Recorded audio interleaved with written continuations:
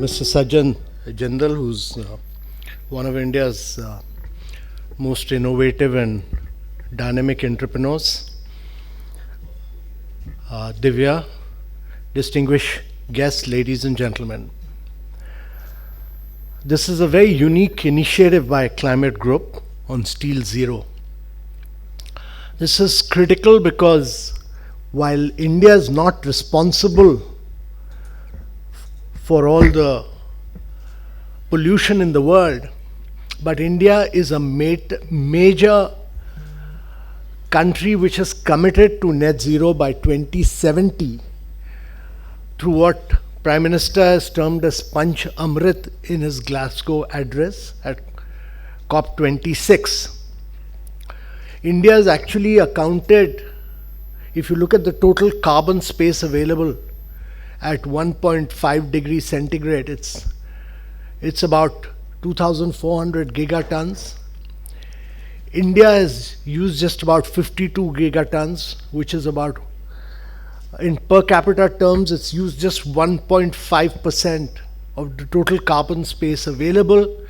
But if you look at its total population, it is entitled to use 7.5% of the total carbon space available. But irrespective of that, irrespective of the fact that it's not a major contributor, it's committed to being what I would term as the first country to industrialize without carbonizing. When America industrialized, it polluted the world. When China industrialized, when Europe industrialized, and all these countries went through the process of immense amount of steel manufacturing, all of them polluted the world. When it's coming to India's growth and advancement, India's belief, and rightly so, its commitment is that we will take a different strategy of growth. We feel that this is not a challenge, this is a huge technological opportunity to technologically leapfrog. When it comes to climate change, there is no better time than now to adopt disruptive technologies of tomorrow in every single sphere. And if India adopts these disruptive technologies of tomorrow, we'll technologically leapfrog. And this is the big opportunity. My belief is that it will not be possible for India to grow at high rates, which India needs to do. India needs to grow at very high rates of 9 to 10% per annum, year after year, for 3 decades or more. 3 decades to be able to lift a young population above the poverty line. India has grown at those rates. India has grown at rates of 9 to 10%, but it's grown for a very limited period of 5 to 6 years.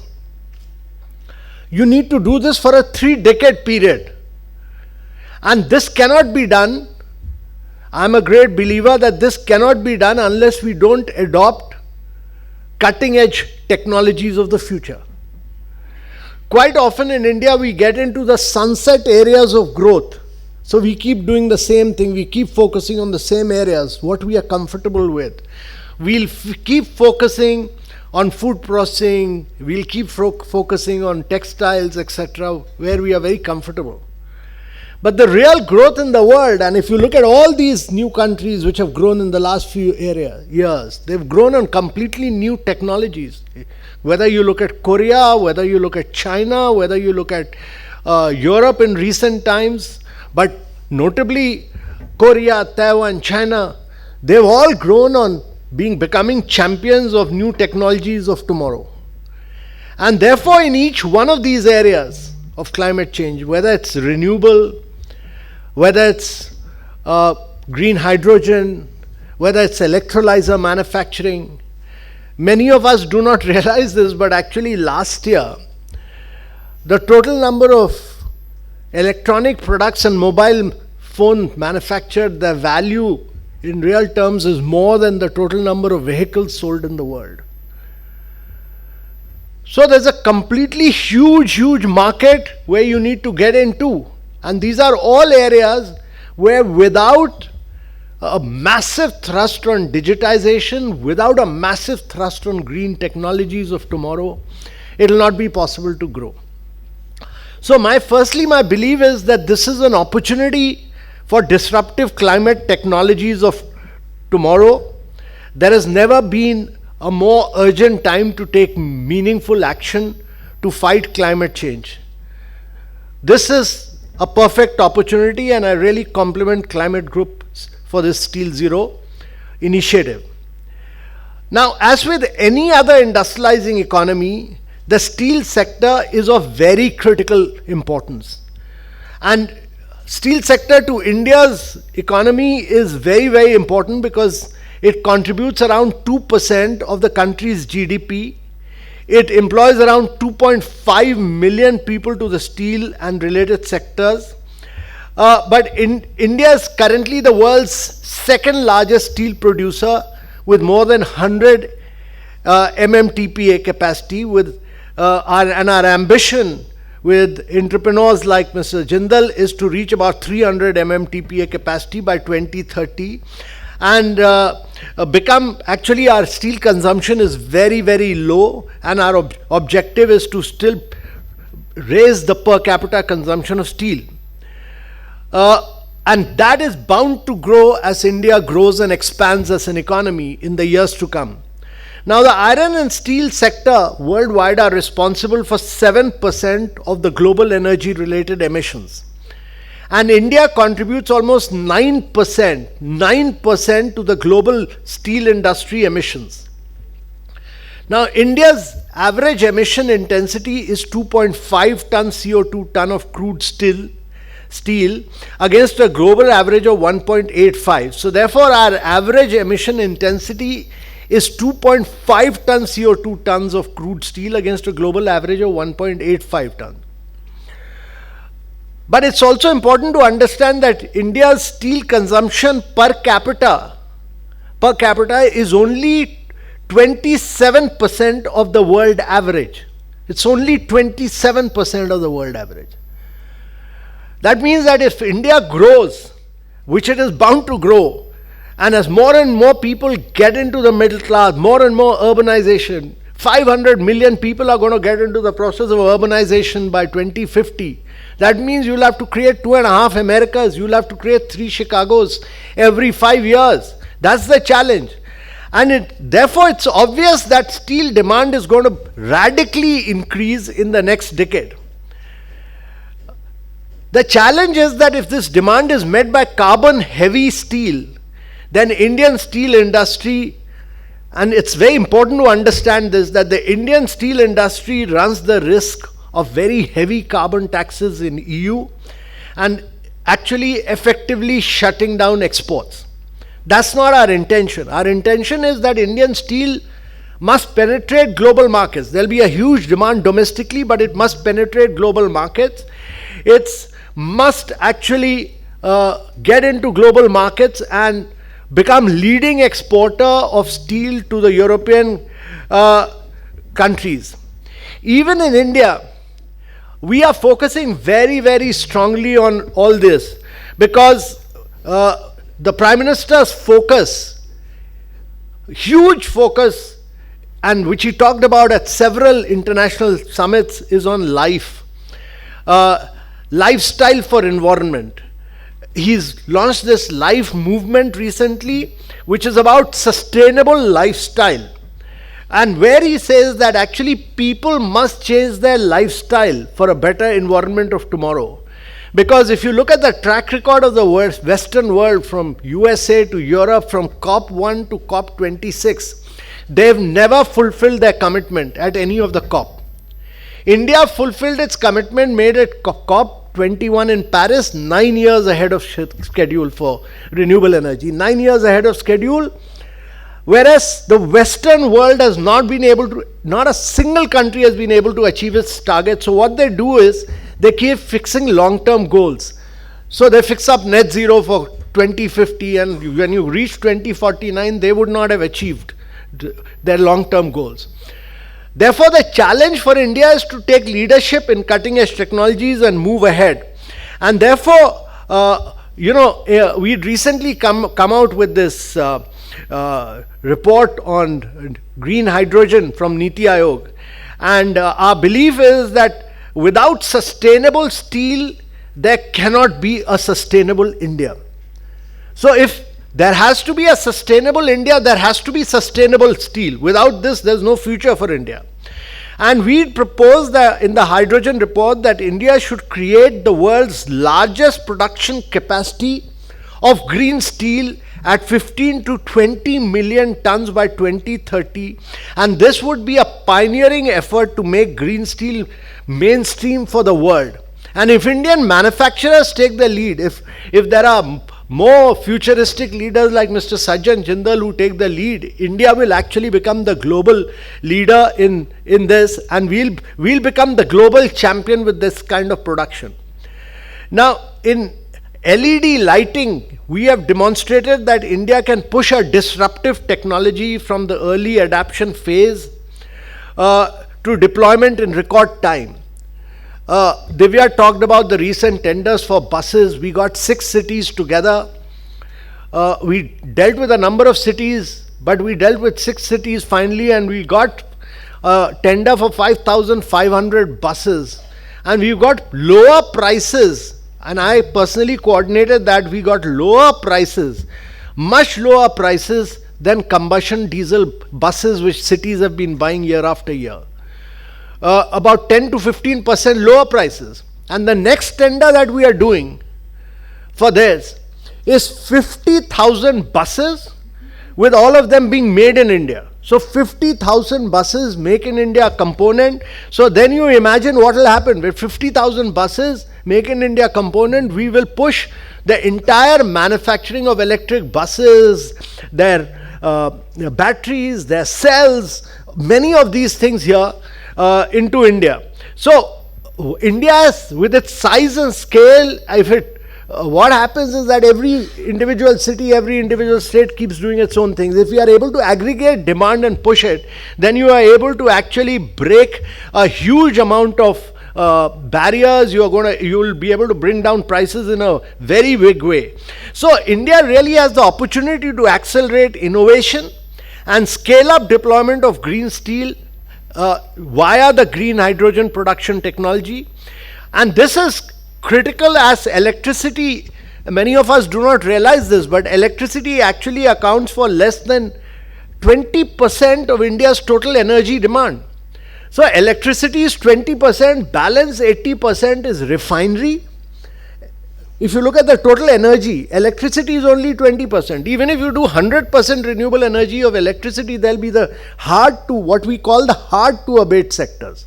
And what are the hard to abate sectors? They are refinery, they are fertilizer, they are steel, they are cement, they are long distance transport. So India's focus has to be on hard to abate sector, and all of them use coal, or they use imported gas.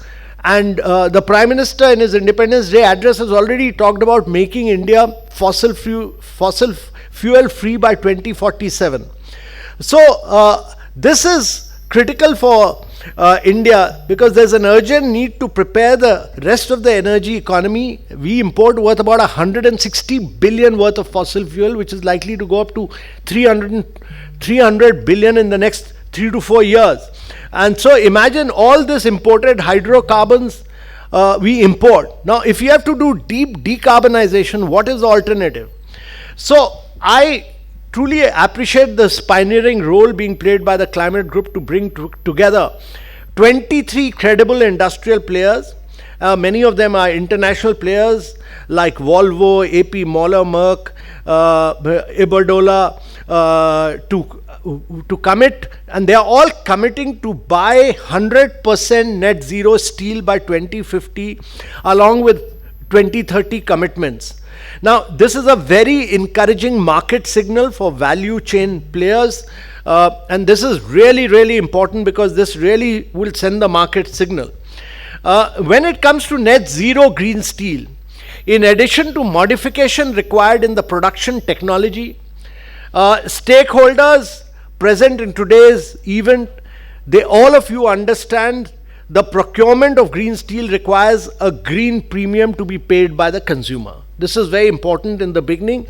I mean, look at solar. We started with 22 rupees. We came down to 1 rupee 99 paisa. Somebody subsidized the initial bit. So there has to be some premium will be paid for green steel in the beginning. But our industry is very capable. It innovates. And I'm hopeful that our companies will adopt green steel in a phased manner. The main production routes for steel in India today are coal-based blast furnace, which accounts for about 40 coal-based blast furnace accounts for about 45% of the steel produced in India. Electric arc furnace accounts for about 26%, and induction furnace accounts for about 29%. On the other hand, if you look at natural gas-based steel is affected by the limited availability of domestic gas supplies and the very high cost of imported gas. This would necessitate alternative solutions, and the steel sector, to my mind, is truly at the inflection point to reduce emissions. And therefore, decarbonization of steel to reach net zero would require, to my mind, three very critical steps. Firstly is, how do we improve efficiency across operations? This is very important. Improving efficiency. Secondly, how do we use renewable electricity where possible? And thirdly, how do we use zero carbon reducing agents such as green hydrogen in the production process? Now, this is important because no country has the opportunity for green hydrogen production like India has. India is climatically blessed. India does not face any competition with China on weather conditions. You know, India is climatically blessed. India's competition is only with Middle East as far as weather conditions for renewable energy is concerned. Now, Middle East also has a lot of fossil fuels, so they will take time, whereas India's weather condition enables it to push for lower and lower cost of renewable. Now, in green hydrogen, 72% is the cost of renewable energy. 10% is the cost of electrolyzer, and electrolyzer is no rocket science. And 18% is the balance of plant. So the challenge for India is actually to bring down the cost of renewable even lower than 1 rupee 99 paisa. And then go for large scale production of green hydrogen. The cost of green hydrogen right now is about $4 per kilogram. Our target is that we should be able to bring it down to $2 per kilogram by 2025 and bring it down to $1 per kilogram by 2030. Make India the hub, production and technology hub of green hydrogen for the world, and export green hydrogen from here to Japan, Korea, Singapore, to the rest of the world. Become the biggest producer of green hydrogen, so you will make yourself fossil fuel free. You will use your weather conditions to produce renewables. You will use, because if you keep producing renewables, you'll end up with a duck curve. You need, instead of battery storage, you produce green hydrogen and export green hydrogen to the rest of the world. So globally, green hydrogen is actually considered as a very viable option to achieve zero carbon emission in the iron ore reduction process, which is highly carbon intensive. And groups such as H2 Green Steel in Denmark and Gravit HY, which is a consortium that involves Primetals, Plug Power and NG of France, they are all pioneering hydrogen-based direct reduction of iron H2DR technology that uses pure green hydrogen. And this makes the iron ore reduction process to steel emissions free, totally emission free. And I'm quite sure that many of our steel manufacturers who are assembled here will push for this. Now, it is estimated that the cost impact of H2DR in Indian scenario, based on an analysis, is that the delivered cost of hydrogen would need to be between about $2.5 to about $3.5 per kg to be competitive with coal-based plant. And I'm sure that with size and scale, we'll be able to bring hydrogen, green hydrogen costs to this lower level. So my belief is that it's very important that we become major exporter of steel. We become the cleanest producer of steel. We should not wait for 2025, 26 when Europe puts its border taxes. We should become a global champion of steel, as Mr. Jindal said. And therefore, with proactive collaboration among innovators, entrepreneurs, governments, green hydrogen has the potential to radically reduce CO2 emissions. It has the potential to fight climate change and put India on the path of net zero imports. It will also help India export very high value green products like green steel and make India probably the first country in the world to industrialize without the need to carbonizing. I'm a great believer that the steel industry will take the lead. It has great leadership. No industry has better leadership than the steel industry. No industry has the biggest challenge on export front than the steel industry. No industry has the capacity to do good innovation, bring in better technology, cutting edge technology and technology leapfrog than the steel industry of India. And I'm quite sure that this initiative of the Climate Group for Steel Zero will really, in a very major way, spearhead the manufacturing of green steel and lead to a radical reduction of the cost of green hydrogen also. There are several players actually on the green hydrogen front who have started working with steel manufacturers. Actually, I was quite amazed to read some days back that Greenco is tying up with ArcelorMittal to do green hydrogen and to use green hydrogen. So, and I'm quite sure that Mr. Jindal must be doing the same, and I'm quite sure Tata Steel must be doing, because this is a challenge. Because if you don't go green, you'll go bust. Let me tell you this very frankly. There's no other alternative but to do this. By 26, if you don't do it now, you'll never be able to do it. So the time gap is very limited for us to do it. And I'm quite sure that all of you will innovate and technologically leapfrog and make India proud of what you're doing. Thank you very much, ladies.